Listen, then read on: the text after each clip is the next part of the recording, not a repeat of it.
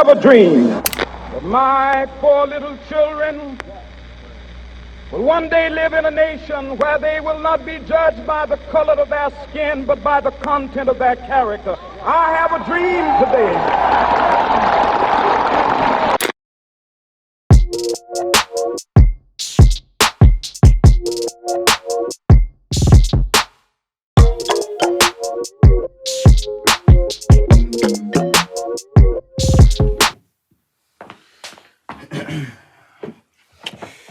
Y'all look so serious right now. Yo, thank you all for coming out. I'll say about a month ago, God put in my spirit for Black History Month to celebrate our African-American males and females from the past, but then also celebrate the ones who are currently living.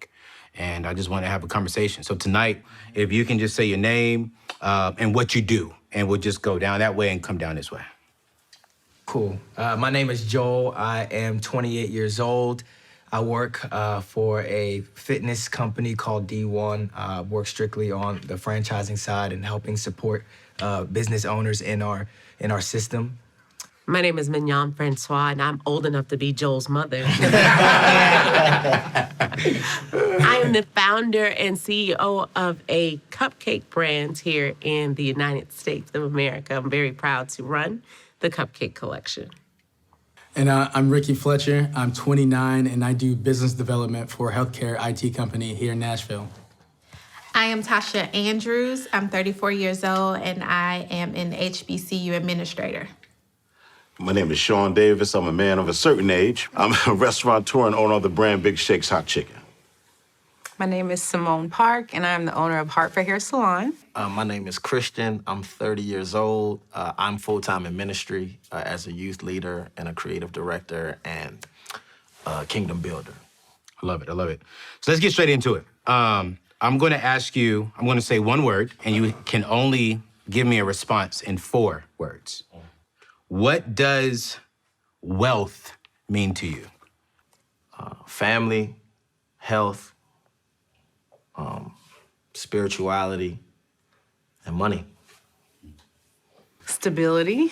I can put it in these words, family, paying your bills on time, generational pass-throughs to your kids, right? Wealth means just freedom. That's it. Lender, not the borrower. That's a good one. That was really good. For me, it's the ability to decide. Yeah. I think independence, the ability to decide, to do what you want to do, create what you want to do, really live out your own ideas. Love it.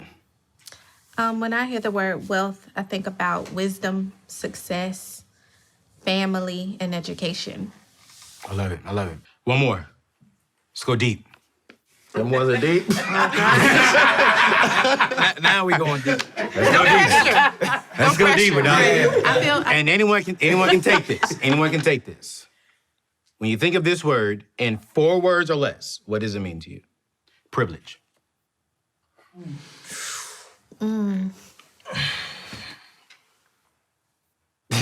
I think white. I think American. I think rich and entitled. Definitely a feeling of empowerment was not deserved. Definitely a feeling of being in control of the unknown and just knowing that you are, cannot be touched in a way. White is another word that comes to mind. Supremacy, a whole lot of words, but, just that feeling of being powerful. Anybody else? Yeah, I would say white America, silver spoon would be the 4 words that I would choose to describe privilege. Why you look like that? Me? Yeah. Because I just didn't see it in that way. The first thing I thought when you said privilege was, it's one of 2 things. It's either, for me, that's who I am. I am privileged.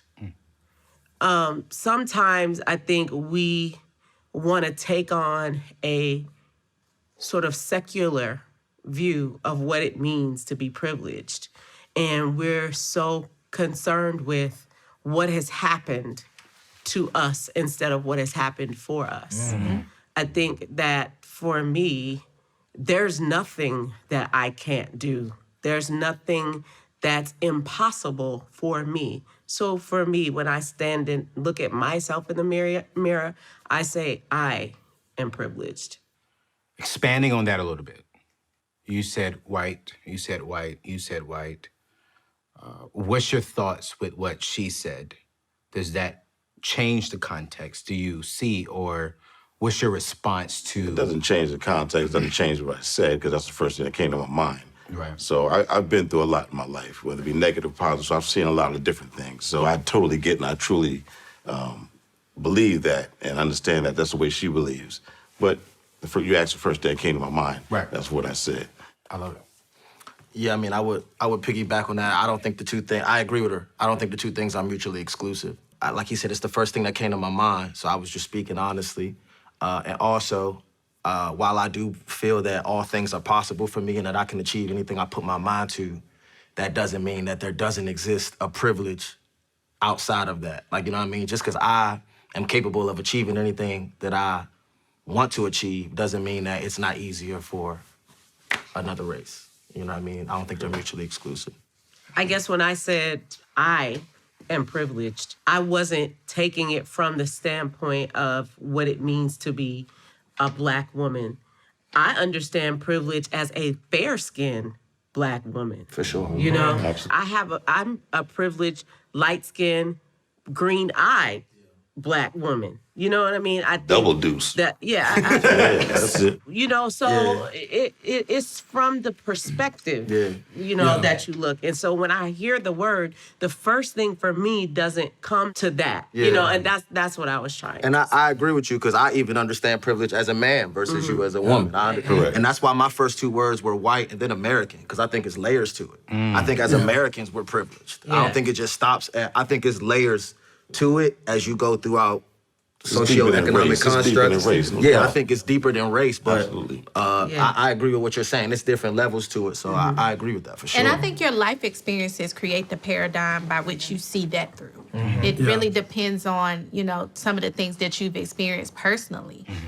You know, we all have our life experiences that have shaped who we are and how we think and how we see things. And I think that will be different for every person, every American, every woman, because, you know, bringing up those differences, we have so many differences within our culture that help us see things a certain way. Yeah. And the biggest reason I didn't attach color or race to privilege is because I feel like the biggest advantage I have and the biggest privilege I've had is my dad. And he's not like he was rich, he was a blue-collar man, but he gave me all the support and guidance and love that I needed. And I look at some of my peers and some of my family members that didn't turn out the way they wanted to. And the biggest difference is my dad stuck around.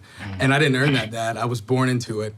Not everyone has that. Like you said, culturally, it's different. And I know I wouldn't be where I was today without him. So I feel like I was privileged in that way. When we think about African Americans today, do you think as a culture, we are in a healthy place? Are we in a healthy place when it comes to finances, when it comes to relationship, when it comes to parenting, when it comes to careers, when it comes to freedom, when it comes to racism? Are we in a healthy place?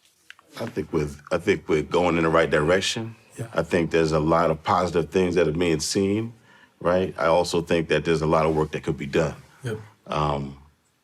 I'll say that for now. But Yeah. So, and I'm with you. I think it's progressing. I think we're better than we were yesterday, and not yesterday, literally yesterday, but a generation ago. I think as far as education, I don't have stats, but I'm sure education level, graduation rates, and even income level has raised in these last 20 years from the progression we've made as a Black community. Personally, I still think we have a while to go, a long way to go. And I say that based on my personal experiences growing up, being, you know, one of few Black kids in my neighborhood, in my school, even at my job now, what I do now, I'm the only Black guy on my team. Yeah. You know, and I'm sure I would assume it's the same for you too. So you are seeing more Black executives and CEOs and people in positions of power, but I mean, even just today, I'm watching ESPN. There's 4 NFL head coaches that are Black. I'm still not seeing us rise to the potential that I think we as a people should be able to rise to. Correct. I'll agree with you, bro. Like I'll jump out there and agree with you. I think to a great degree, our culture has been trained to just maintain and live in a post-traumatic state. I think Yes. instead of a lot of our issues being solved, we're being trained and distracted to just be desensitized by them and focus on other minuscule things. So it may seem like progress when really it's just an increased level of ignorance to a degree, because there's an illusion of equality, but when you really look at the constructs of and the statistics of how things level out, I think we're just trained to remain in a post-traumatic state and kind of just deal with it. As far as that, like trained or conditioning, it's funny because my mom used to hate the show Good Times, so she wouldn't let me watch it. I was like, watch. She's like, because I hate the fact that they say keeping our head above water. We're not thriving. She's like, you need to watch the Cosbys or something like that, where it shows a Black family thriving as opposed to keeping your head above water. So and that's part of like, hey, that was made for Black people just to show our conditions, and they didn't get better.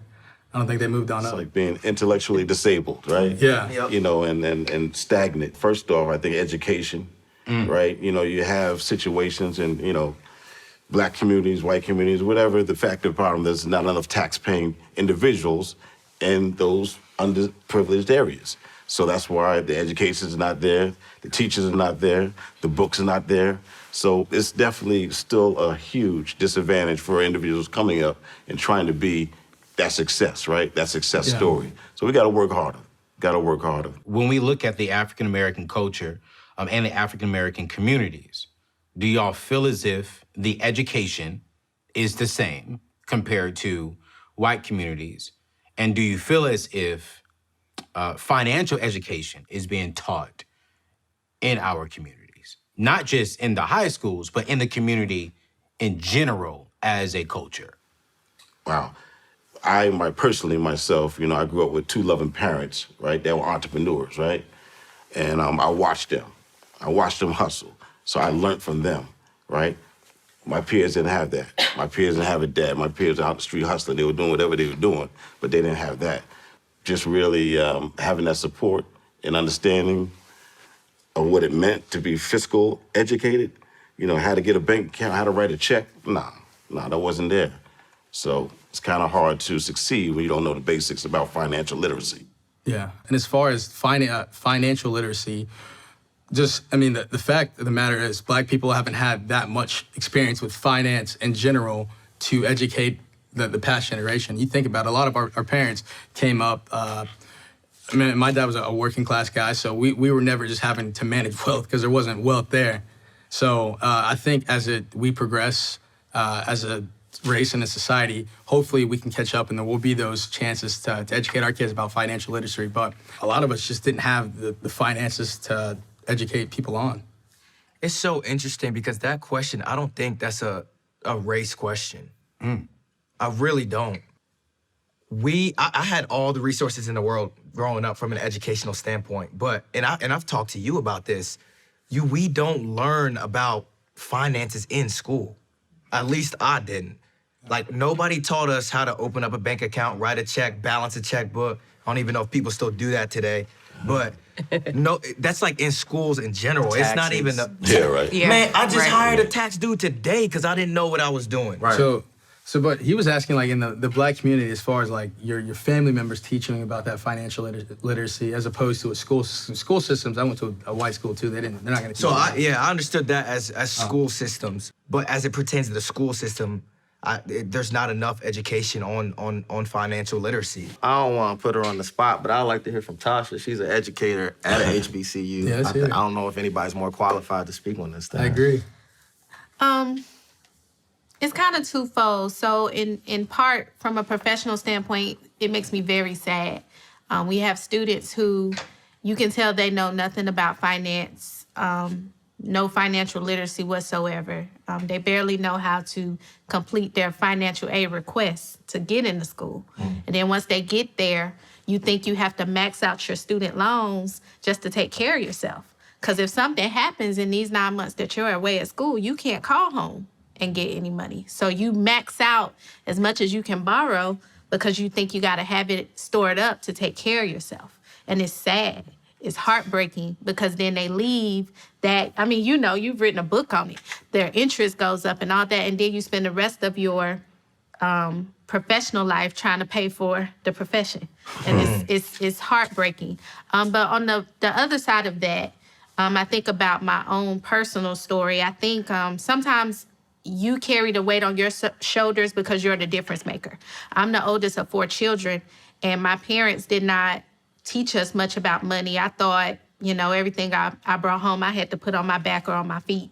I just thought that's how you show that you have money.